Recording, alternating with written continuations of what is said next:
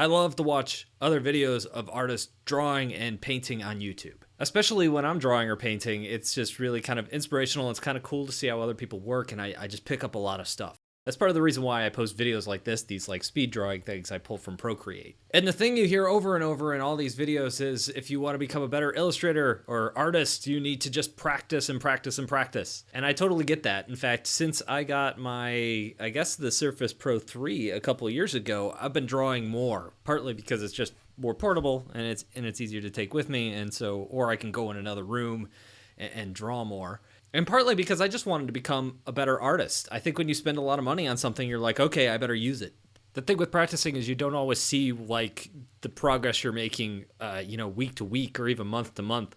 But I did pull out an old ad I did for my church's Easter egg hunt where I illustrated a girl like holding up an Easter egg last year. And, a year later, we reused the same artwork, and I looked at it and I thought, oh man, I messed up her legs, or the composition is weird on it. So you do notice over time that you do get better, but sometimes it takes a long, long time to notice that. So as part of this video, I just wanted to touch on the things I am practicing right now and how I am trying to get better right now. You guys have been so nice to me and say nice things about the art I post up here, but, I guess because I drew it, I see like where I want to be, not where the art is now. So I look at my own stuff and I think, man, it's not that good. I need more practice. So what are some of the things I'm practicing now? Well, one, this is a practice drawing right here. With every illustration that I do, I try to kind of experiment with something a little bit. I really love the work of Jake Parker. He does this really cool pen and ink artwork, and I love the way he draws like little mechanical things in his sketches and drawings. And so this started out with me drawing in the foreground like this little machine type thing that is similar to the type of machine type thing that he would draw. And then I thought maybe I can do that in the background. Maybe I can get that kind of like super detail, like pipes in the background overlapping sort of thing. But I didn't want to call a lot of attention to it, so I figured, hey, maybe I should like fade them back somehow. And so that's a lot of what's going on in this drawing, is just getting that background to look okay and not as dominant, but also be kind of an interesting, illustrative element in and of itself. And then the foreground characters are actually really easy to do because that's just my style and I draw that kind of stuff all the time. One of the important things is once a week I want to draw something like this that I finish. I think this video blog has really, really helped me with that because I know that if I want to post on a weekly basis, I need to create content. And these speed drawings are one, good practice, and two, they're good content, but I also need to finish them. So often I'll start something and it'll look really bad, and so I'll give up on it. My Procreate folder on my iPad is filled with just tons and tons and tons of super ugly things that I started that I'm like, no, this is not working. But when I forced myself to finish something, even though I knew like the background of this illustration wasn't quite working for me, there was too much contrast between the pipes, and so the characters were like blending in too much with the background. There was just too many details going on for it to work properly. I was forced to come up with a solution, so I colored in the background like that deeper green, and then I made it kind of transparent so that it ended up putting less detail behind the characters and it kind of fades back a little better. But I probably would have given up on that background if I didn't have to do this video. So that's been really good practice. Another thing is I like to take stuff I'm really bad at. For example, I've been drawing cartoon characters for a really long time, and I get into a rhythm, and my cartoon characters all kind of look similar. I guess that's my style. But when I draw women or girls, they all look like boys with long hair. Maybe I'll give them lipstick, I don't know. But for the most part, they look like boys.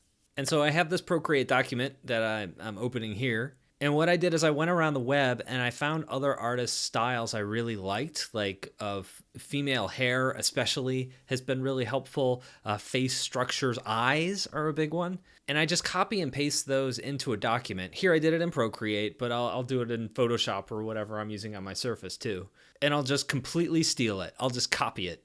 And that's the thing, is if I draw a head once, it doesn't look very good. It only kind of looks like what the other artist has done that I'm copying from. But by the second, third, fourth time that I draw that head, I start to understand, okay, this is why this works. I start to see that, oh, okay, the eyes have to be this way, or I'm drawing them too rounded, and that's why the look isn't working right. So a big part of my practice routine is stuff that I never really show in public because I'm literally stealing it from other artists.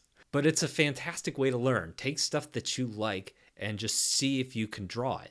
Another thing that I do is I like I said before, I like watching other artists draw and paint. So here's another sketch I did. I was watching, I forget the guy's name, but I'm going to link to his video. And he was painting these heads and showing light sources and things like that. And I can't paint like that at all. My line work is very comic based. There are strong outlines, dark outlines, lighter colors, almost like cell shading.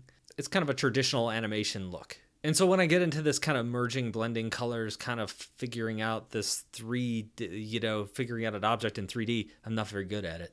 So this has been a huge thing that I've been practicing lately. So I will literally watch someone paint and I will do exactly what they are doing. Anyway, I just wanted to share some of this stuff, partly because I don't have the time to do like an in-depth review every week, and partly because I'm learning, so I don't have like the expertise to do like really hardcore tutorials.